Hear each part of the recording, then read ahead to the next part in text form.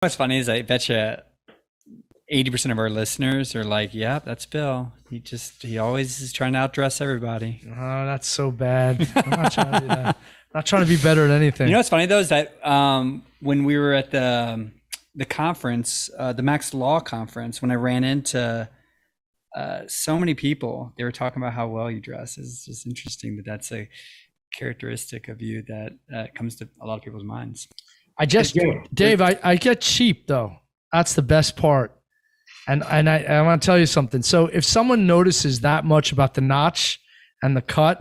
Yeah. So, when you deal with real big business deals, there are people that evaluate all of that because they want to figure out, like the CIA is figuring out an asset. They want to figure out, is this person playing around or they have real money? For me, I don't really care. So for me, if you go into Europe, you understand this, especially South America or even Europe, you can go and get some great deals on fabrics and clothes that are so cheap.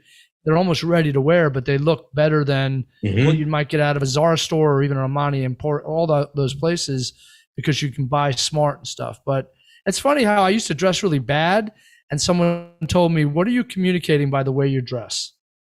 And that was something that I learned. That's an interesting point. It's a good question to ask, Dave. Actually, I'm assuming there's got to be something to what your appearance to persuasion or influence.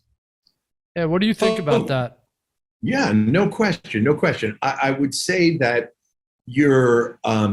when you dress in a certain way, it depends on who the audience is, how it's going to be taken, either as a throwdown, a challenge, a flex, a furthering of the rapport that you might build.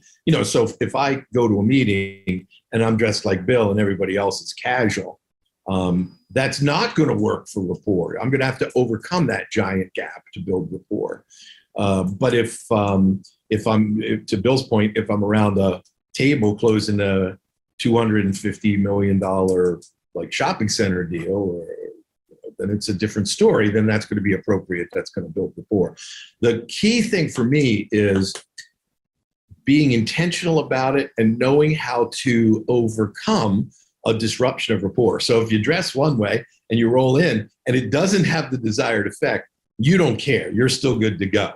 You're going to be able to overcome that. Whereas most people, if they roll into a place dressed inappropriately, they're off their game for like the whole rest of the time.